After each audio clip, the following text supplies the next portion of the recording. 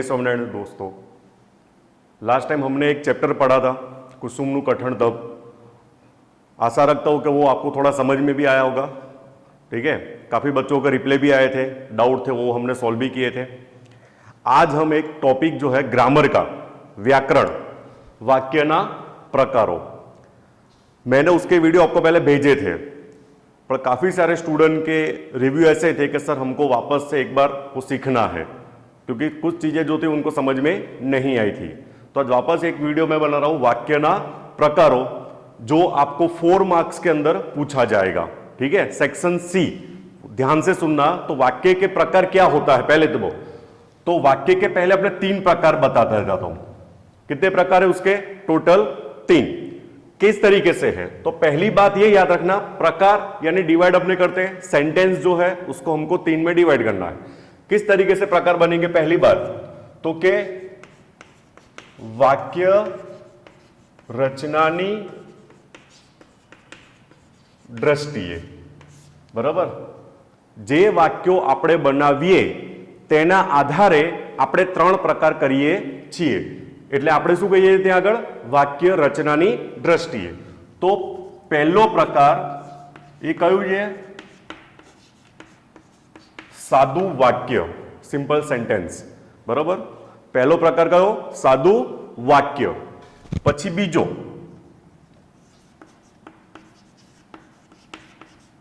संयुक्त वाक्य અને ત્રીજો સંકુલ વાક્ય। ઘણી જગ્યાએ એને મિશ્ર વાક્ય પણ કહેવામાં આવે છે। હવે બીજી વસ્તુ યાદ રાખજો કે વાક્ય રચના એટલે શું? કે કોઈ પણ સેન્ટેન્સ તમે લખો, जैसे मैं एक सेंटेंस बोलूं, रमेश बाहर रमवा गयो छे। क्या सेंटेंस मैंने बोला? रमेश बाहर रमवा गयो छे। तो आ एक वाक्य जे छे એને આપણે વાક્ય રચના કહીએ। હવે એ વાક્યને આપણે 3 ભાગમાં વહેંચેલું છે, સાદું, સંયુક્ત અને સંકુલ, જે આપણા ટોપિક પ્રમાણે વાક્યના પ્રકાર ગણાય છે। તો તમને 3 સેન્ટેન્સ જે છે, સાદું વાક્ય, સંયુક્ત વાક્ય અને સંકુલ વાક્ય, તેમાંથી 4 માર્ક્સમાં સેક્શન સી ની અંદર ગ્રામર ટોપિકમાં સવાલ પૂછાતા હોય છે। તો પહેલી વાત આપણે કરીએ સાદું વાક્ય। સાદું વાક્યની અંદર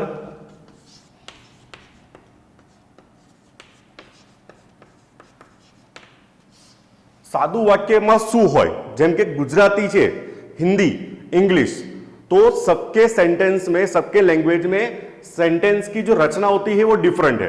गुजराती के अंदर सेंटेंस की रचना क्या है कि सबसे पहले होना चाहिए कर्ता, फिर होना चाहिए कर्म एंड फिर होना चाहिए क्रिया, बराबर? तो वाक्य रचना 3 डिवाइड करेली हो, कर्ता, कर्म और क्रिया। ये ध्यान रखना, कर्ता, कर्म और क्रिया, ये इंपॉर्टेंट चीज है। अब इसके आधार पर मुझे क्या डिसाइड करना है? साधु वाक्य क्या होता है। तो साधु वाक्य के अंदर उसका एक ही नियम याद रखना। नियम जो है वो क्या है कि एक कर्ता अने एक क्रिया होय। શું કીધું? કર્તા, કર્મ અને ક્રિયા। તો સાદું વાક્ય જ્યારે બને ત્યારે આપણે માત્ર શું જોવાનું કે કર્તા હોવું જોઈએ અને ક્રિયા, માત્ર એક જ। જેમ કે એક એક્ઝામ્પલ આપણે લઈએ,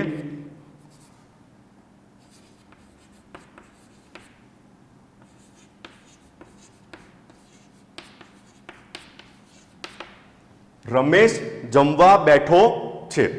તો અહીંયા કર્તા જે છે એ રમેશ છે, બેસવું એ શું થયું? ક્રિયા। तो मारो कर्ता रमेश से और क्रिया जे छे ए बेसना। ठीक है, अब ध्यान से सुनना। साधु वाक्य कब बनेगा? जैसे मैंने नियम बताया कि एक कर्ता और एक क्रिया होनी चाहिए। अब वो एक कर्ता और एक क्रिया यानी क्या कि जब मैं सेंटेंस लिखा, मैंने रमेश जमवा बैठो छे, त्यारे रमेश एक सिंगल कर्ता और क्रिया बैठना, वो एक क्रिया हुई। तो ये सेंटेंस किस में चला जाएगा? साधु वाक्य में। ठीक है, एक और सेंटेंस लेता हूं, देखो। श्री कृष्ण ए वासड़ी वगाड़ी। क्लियर? હવે શ્રી કૃષ્ણ એ એક કર્તા છે, વગાડવું એ શું થઈ? ક્રિયા। मतलब સાદું વાક્ય ક્યારે બનશે? જ્યારે એક જ કર્તા હોય અને એક જ ક્રિયા હોય ત્યારે. તો કર્ता एक અને क्रिया एक હોય ત્યારે આપણે શું કહેવાનું? सादू वाक्य. अब ये तो चलो क्रिया के हिसाब से है. अगर कोई परिस्थिति आती है, जैसे कि एक सेंटेंस में दिखता हूं, देखो कि अहमदाबाद मोटू शहर छे. अब यहां कोई क्रिया नहीं है, ना ही कोई करता है. ठीक है, परिस्थिति क्या है कि कोई एक चीज के बारे में बताया हुआ है. शहर यानी एक ही शहर हुआ, बड़ा शहर है, और किसके बारे में बताया है? तो के अहमदाबाद. अब ध्यान से सुनना कि यहां कर्ता क्रिया थी, इसलिए हमने उसको सिंपल बता दिया कि सादू वाक्य. होता क्या है, यहां पर क्रिया या कर्ता नहीं है, फिर भी हम उसको क्या बता रहे हैं? अहमदाबाद मोटू शहर छे. એટલે માત્ર ને માત્ર અહીંયા કોની વાત કરવામાં આવી છે? એક અમદાવાદની જ વાત કરવામાં આવી છે, જેના કારણે આપણે આ વાક્યને પણ શેમાં મૂકી શકીએ છીએ? સાદુ વાક્યની અંદર. હવે બીજી વસ્તુ કે જ્યારે કર્તા અને ક્રિયા ન પણ હોય, मान लो કે તો આવી કોઈ સેન્ટેન્સ હોય પરિસ્થિતિ, તો આપણે એને શેમાં મૂકી શકીએ? સાદુ વાક્યની અંદર મૂકી શકાય. એક બીજું એક્ઝામ્પલ જોઈએ. કાગડો કાળો છે. હવે જુઓ, કાગડો કાળો છે मतलब એક જ વ્યક્તિ, એક જ વસ્તુ, એક જ जीव, અને એનો જે કલર છે તો એની જે વિશેષણ છે તો उसका जो एडजेक्टिव है वो उसके बारे में बताया है. हमको सिर्फ क्या ध्यान रखना है? इसके साथ दूसरे कोई जीव के बारे में बताया है? बोले कि नहीं. अगर इसमें ऐसा लिखा होता कागड़ो અને કોયલ બંને પંખીઓ છે, वहां क्या हुआ? एक कौवा અને એક કોયલ. એ બે થયા એટલે સાદું વાક્ય ગણાય નહીં. અહીંયા માત્ર કઈ વસ્તુ આવી? માત્ર ને માત્ર કાગડો, જેના કારણે આપણે એને વાક્યને સામે મૂકી શકીએ છીએ સાદું વાક્ય, સિंपल सेंटेंस. फिर से एक बार रिपीट कर रहा हूं, एक ज कर्ता एक ज क्रिया. ठीक है, जैसे मैंने बताया रमेश जमवा बैठो छे, श्री कृष्णए वासणी वगाड़ी. क्रिया हुई, कर्ता एक एक है. पहले वाक्य में कर्ता कौन है? तो कि रमेश है. दूसरे वाक्य में कौन है? तो कि श्री कृष्ण है. बराबर. तो ये कर्ता और क्रिया के हिसाब से सेंटेंस देखा तो वाक्य कौन सा बना? सादू वाक्य. अब परिस्थिति के बारे में, अहमदाबाद मोटू शहर छे तो एक ज वस्तु अमदावादनी ज विषय बात थई.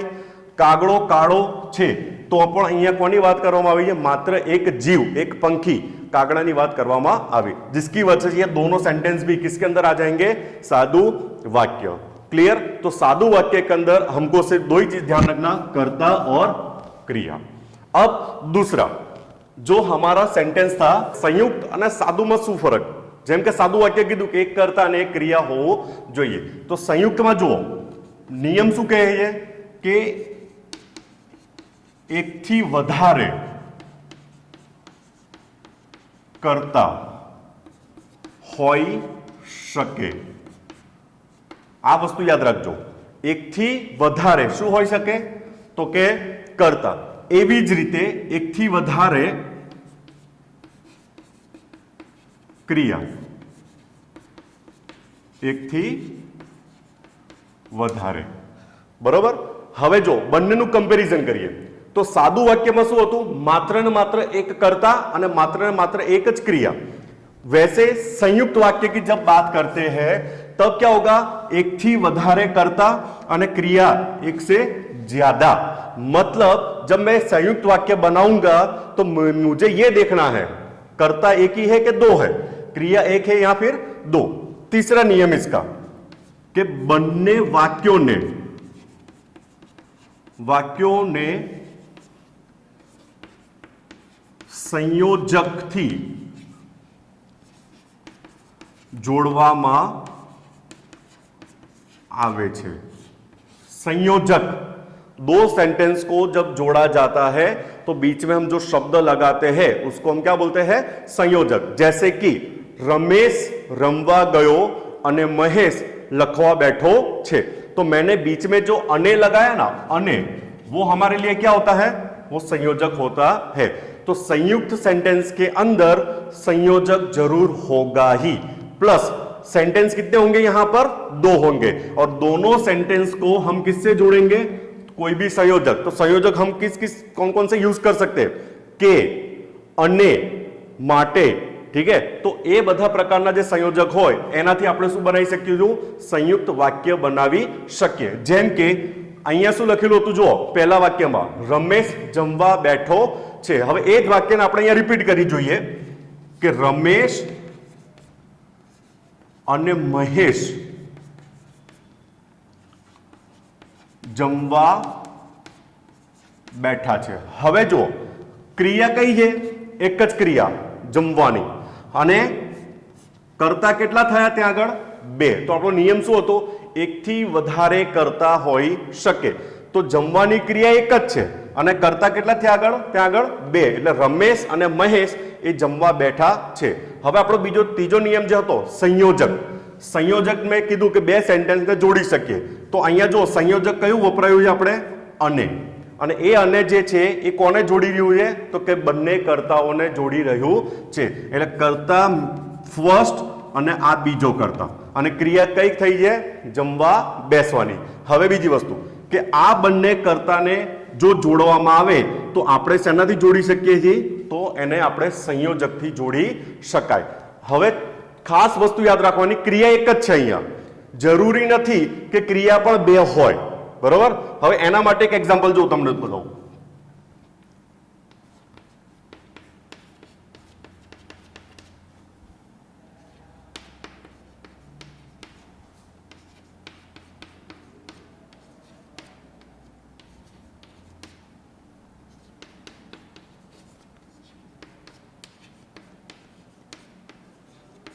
હવે જો શ્રી કૃષ્ણ વાંસળી વગાડે છે અને ગોપીઓ નાચે છે।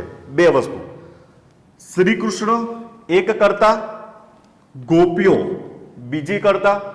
હવે ક્રિયા કઈ, તો પહેલી ક્રિયા થઈ વગાડવાની, અને પછી બીજી ક્રિયા કઈ થઈ, તો કે નાચવાની।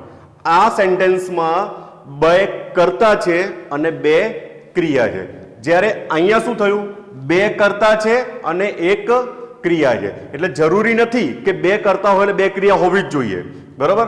એટલે આ સેન્ટેન્સમાં આ સેન્ટેન્સમાં ફરક શું છે, फिर से रिपीट कर रहा हूं, पहला सेंटेंस में मात्र दो करता थे, ठीक है, रमेश और महेश जमवा बैठा છે, જ્યારે બીજા સેન્ટેન્સમાં શ્રી કૃષ્ણ વાંસળી વગાડે છે અને ગોપીઓ નાચે છે।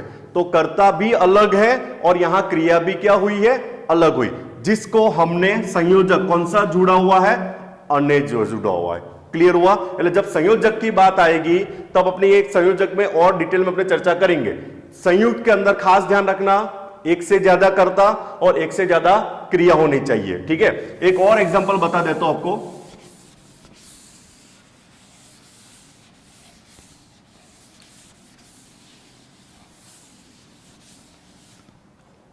जैसे हमने लिखा था अहमदाबाद मोटू शहर छे, तो वैसे ही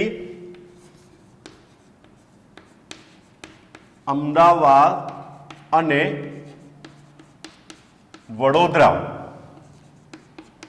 મોટા शहरों छे। હવે જો यहां कोई कर्ता क्रिया नहीं है, कोई एक्टिविटी नहीं हो रही है, सिर्फ परिस्थिति बता रही है। वहां पर क्या हुआ, अहमदाबाद અને वडोदरा, ठीक है, दोनों के बारे में क्या बताया कि बड़े शहर हैं। क्लियर हुआ। तो यहां पर भी हमने दो परिस्थिति को लिया है और किससे जुड़ा हुआ है, एक अने से जुड़ा। जब क्वेश्चन पूछा जाता है, बराबर, ऑप्शन दिया जाता है, जैसे कि एक एग्जांपल देखो, तमे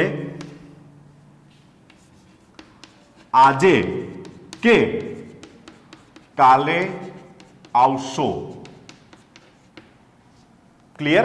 हवे सुनो, ऑप्शन क्या आया, आजे अथवा काले, ठीक है, અને સંયોજક કયું બન્યું, તો કે અહીંયા આપણે કે ને શું કહીશું, તો કે संयोजक છે। अब सुनना, यहां कोई कर्ता या क्रिया की बात नहीं हो रही है, यहां क्या बात हो रही है, संयोजक की।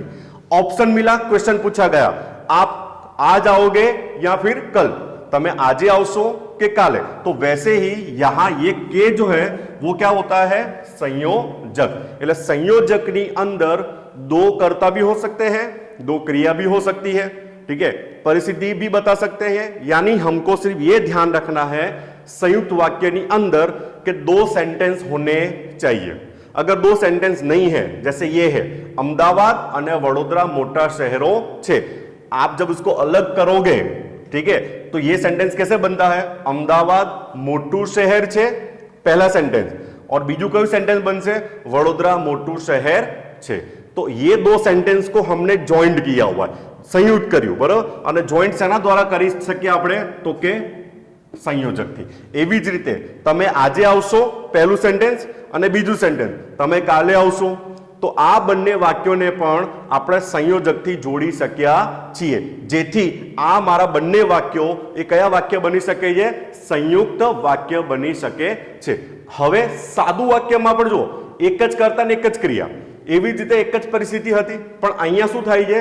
પરિસ્થિતિ બે આપણી સામે આવે છે, અમદાવાદ અને વડોદરા, આજ અને કાલે, જેના કારણે આપણે સંયોજકથી આ બંને સેન્ટેન્સોને શું કરતા હોઈએ છીએ? જોડતા હોઈએ છીએ। જોડીએ એટલે એ સેન્ટેન્સ કયું બનવાનું છે? વાક્ય, સંયુક્ત વાક્ય બનવાનું। ક્લિયર? હવે ત્રીજું જે સેન્ટેન્સ છે આપણું સંકુલ વાક્ય।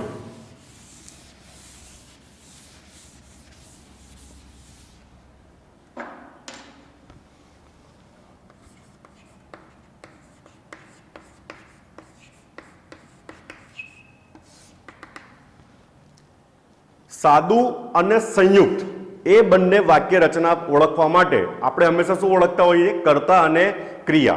ठीक है, संयुक्त हो એટલે આપણે સંયોજકથી આપણે એને જજમેન્ટ કરી લેતા હોઈએ કે ભાઈ ये संयुक्त है और ये साधु है। जब थर्ड पार्ट जो अपना है संकुल वाक्य, जिसको मैंने एक तीसरा नाम दिया था मिश्र वाक्य पण कहेवामां, मिक्स सेंटेंस, मतलब कि अब इसमें है क्या? तो एक कुछ वर्ड ऐसे है वो ध्यान रखना, जो तो, ज्यारे त्यारे, बराबर। अब ये क्या है? जो तो ज्यारे त्यारे, ये भी एक प्रकार का संयोजक ही है। अब इसमें होता क्या है, ध्यान से सुनना, कि जो संतो मार्ग बतावे तो माणसनो उद्धार थाय। अब सुनना ध्यान से, जो અને તો, અહીંયા પણ બે વાક્ય બન્યા। કયા બે વાક્ય બન્યા? સંતો માર્ગ બતાવે, બીજું કયું વાક્ય બન્યું? માણસનો ઉદ્ધાર થાય। હવે સંકુલ વાક્યમાં ફરક શું છે અને સંયુક્ત વાક્યમાં ફરક શું? સંયુક્ત વાક્યમાં પણ એ જ હતું, બે વાક્યને આપણે શું કરતા હતા? સંયોજકથી જોડતા હતા। એટલે સંયુક્ત વાક્ય અને સંકુલ વાક્યમાં થોડોક જ ફરક છે। એ ફરક શું છે? જો કે જો સંતો માર્ગ બતાવે तो मानसनो उद्धार थाय, यानी कि ये परिस्थिति या ये क्रिया जो होगी वो कब होगी? जब पहले ये होगी तब। मतलब जो हूं रस्तो बताऊं तो तमारे आगळ वधवू। आप कब आगे बढ़ सकते हो? जब मैं रास्ता बताऊंगा तब, यानी कि जब मेरी क्रिया पूरी होगी देन आफ्टर किसकी क्रिया होगी? आप लोगों की होगी। वैसे ही संत रास्ता दिखाएगा तब इंसान का उद्धार होता है। एक दूसरा सेंटेंस देख लेते हैं। शिक्षक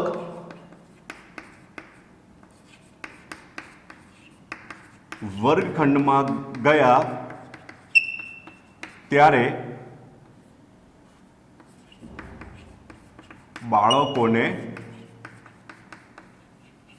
भणाव्યું। બાળકોને ભણાવ્યો બીજું સેન્ટેન્સ હતું, અને એનું પહેલું સેન્ટેન્સ કયું હતું? શિક્ષક વર્ગખંડમાં ગયા। આ જે ત્યારે શબ્દ છે ને એ પણ શું છે? અહીંયા संयोजक છે। अब ये याद रखना, मेरे पास संयुक्त और संकुल में ये दोनों सेंटेंस में क्या था? दो दो सेंटेंस थे, एक दूसरा, पहला और दूसरा, लेकिन ये दोनों सेंटेंस को हम जो है वो किससे जोड़ते हैं? संयोजक से हमेशा जोड़ते हैं। अब ध्यान, संकुल की बात जब आती है तो क्या याद रखना है? पहली જ્યારે ક્રિયા કમ્પ્લીટ થાય ત્યારે બીજી જ ક્રિયા થઈ શકે છે। શિક્ષક વર્ગખંડમાં ગયા ત્યારે બાળકોને ભણાવ્યું। છોકરાઓને ક્યારે ટીચર ભણાવી શક્યા? जब वो क्लासरूम में आए तब। वैसे यहां पर संतो मार्ग बतावे तो मानसनो उद्धार थाय। इंसान का उद्धार कब होगा? जब संत रास्ता बताएगा तब। तो वैसे ही जो तो ज्यारे त्यारे, ज्यारे वरसाद आवे ત્યારે વૃક્ષો ઉગે છે।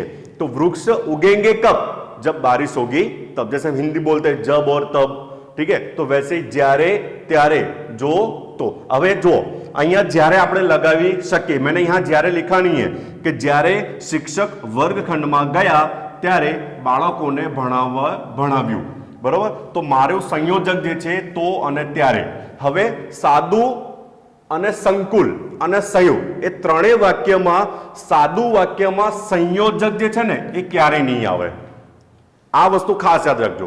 તમારે સામે વાક્યને ઓળખવાના આવશે કે સેન્ટેન્સ लिखा होगा रमेश जमवा बैठो छे, आ वाक्यનો प्रकार बताओ, तो आपने मात्र एक वस्तु है कि इसमें संयोजक है, बोले नहीं है, तो पहला सेंटेंस कौन सा हो जाएगा? मेरा साधु वाक्य बनेगा। अगर संयोजक है तो फिर वो दो पार्ट हो जाता है, संकुल हो सकता है या फिर वो